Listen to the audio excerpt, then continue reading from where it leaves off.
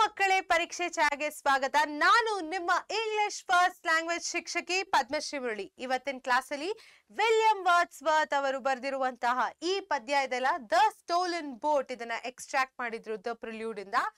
ಅದರ ಸಮರಿನ ನೋಡೋಣ. ಹೆಂಗ್ ಸಮರೈಸ್ ಮಾಡ್ತೀವಿ, ಒಂದು ಸೀಕ್ವೆನ್ಸ್ ಆಫ್ ಈವೆಂಟ್ಸ್ ನ ನೋಡ್ತೀವಿ, ಮತ್ತೆ ಸಮರೈಸ್ ಮಾಡ್ತೀನಿ. ಸೊ ಮೊದಲನೇದಾಗಿ ನಾನು ಈ ಪೂರ್ತಿ ಈವೆಂಟ್ಸ್ ನ ಓದ್ಬಿಡ್ತೀನಿ ನಿಮ್ಗೆ. ಸೊ ಇದೊಂದು ಸಮ್ಮರಿ ಮಕ್ಕಳೇ. ಸೊ ನಿಮ್ಗೆ ಡೀಟೇಲ್ಸ್ ಸಿಗಲ್ಲ. ನಿಮ್ಗೆ ಅಕಸ್ಮಾತ್ ಡೀಟೇಲ್ಸ್ ಬೇಕು, ಲೈನ್ ಬೈ ಲೈನ್ ಬೇಕು ಅಂದ್ರೆ ನನ್ನ ಎಕ್ಸ್ಪ್ಲನೇಷನ್ ವಿಡಿಯೋನ ನೋಡಿ. ಓದೋಣ ಬನ್ನಿ. The speaker, a little boy, stole a boat that was tied to a willow tree and went rowing one summer evening. He enjoyed the act of stealth and admires the nature around him. A tall, dark peak suddenly appears in front of the speaker and scares him. As he rows hurriedly back, he feels like the peak is following him and gets even more scared. He rows back to the shore, returns the boat to where he found it, and rushes home. He remains scared for several days. Dark images haunt him when he is awake and gives him nightmares when he sleeps. So ಮಕ್ಕಳೇ, ಇದಿದೆಯಲ್ಲ, ಮೊದಲನೇದಾಗಿ ಈ ಒಬ್ಬ ಹುಡುಗ ಇದ್ದಾನೆ. ಅವ್ನು ಹೋಗೋವಾಗ ಒಂದು ಕೇವಲ್ಲಿ ಒಂದು ಬೋಟ್ ನ ನೋಡ್ತಾನೆ. ಆ ಬೋಟ್ ಏನಿದೆ ಈ ಟ್ರೀಗೆ ಕಟ್ಟಿರುತ್ತೆ. ಸೊ ಅವನು ಆ ಬೋಟಲ್ಲಿ ಕೂತ್ಕೊಂಡು ಹೋಗ್ತಾನೆ. ಹೋಗೋವಾಗ ಅವನ್ಗೆ ತುಂಬಾ ಕಾಶಿಯಸ್ ಆಗು ಹೋಗ್ಬೇಕು ಅಂತ ಅನ್ಸುತ್ತೆ, ಹೆದರಿಕೆ ಕೂಡ ಆಗುತ್ತೆ.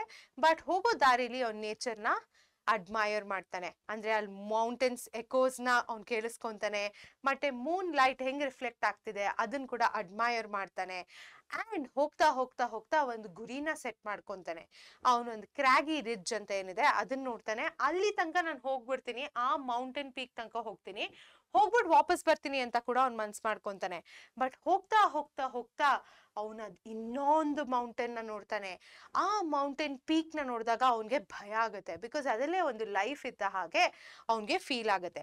ಅದರ ಪೀಕ್ ಇತ್ತಲ್ಲ ಮಕ್ಕಳೇ, ಆ ಪೀಕ್ ನ ಒಂದು ಆನಿಮಲ್ಗೆ ಕೂಡ, ಆನಿಮಲ್ ಹೇಗೆ ಕತ್ತೆಕ್ತಾ ಕೂತಿರ್ತಲ್ಲ ಹಿಂಗೆ ಅದಕ್ಕೆ ಕೂಡ ಅವನು ಕಂಪೇರ್ ಮಾಡ್ತಾನೆ.